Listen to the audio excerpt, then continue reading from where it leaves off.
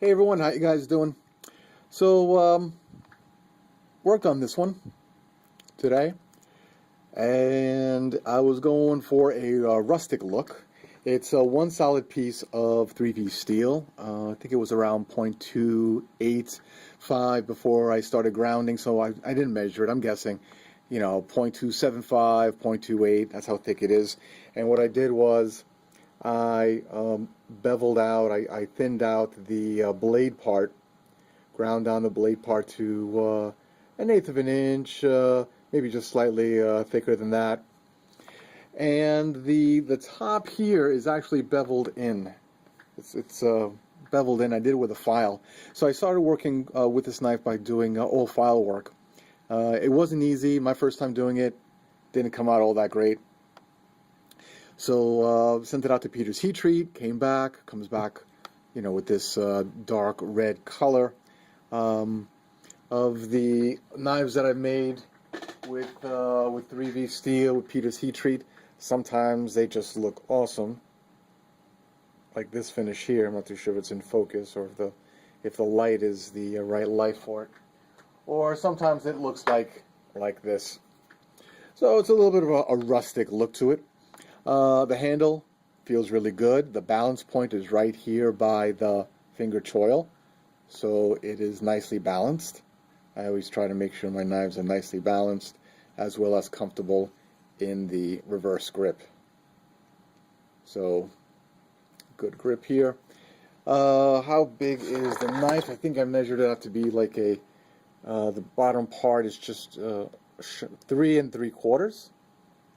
Okay, and then that tip over here is like 1 1/4 inches. So overall, if we measure it, it's 4.5 inches, say. 4.5 inches. The ricasso is slanted, and it's also rounded. I'm not too sure if I can get that in the camera. Focus for me. The camera doesn't want to focus. It's rounded and beveled and angled, which means when you're on the belt grinder, you need to put it sideways to get that angle. So it's a little tricky, a little different technique. And the back is slightly tapered. I'm not too sure if we could see that on camera. The thickness here is much narrower than up here. So it's a tapered tang. It's a drop point Tanto. Kind of curves down a little bit, drops down a little bit, and of course sharp. Right. Try that again. Focus. Not too sure if I'm in focus. Right. So it's sharp. Even the tip. Give the camera a second. See that? Even the tip is even the front part is sharp, and of course. Just, when you do the, I don't know, what's it called, flick, it's sharp. I'm not sure if the camera is picking up the tears in the paper. So, that's my knife. For now, I put my trademark, my maker's mark, dinosaur footprint, back here, a little footprint there. Now for the sheath. Small Tek-Loc, black on the back and the front. So what I was going for is a mesh over the eyelets.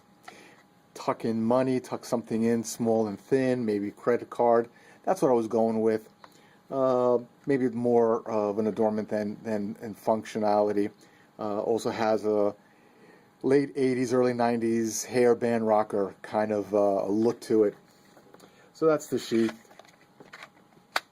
The sheath has a slight bit of rattle, but it's not going anywhere. Give it some time to focus. The mesh does curl up a little bit. I think my next one I'll have the mesh wrap over the back, so it just looks a little better. Now it looks a little rough, a little post-apocalyptic. Maybe I gotta cut it up a little bit, tear it. Make it look like it's worn.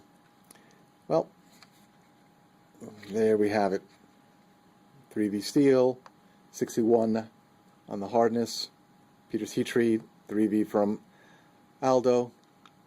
New Jersey still barren. All right, guys. Hope you're having a great one. Appreciate your comments and your time.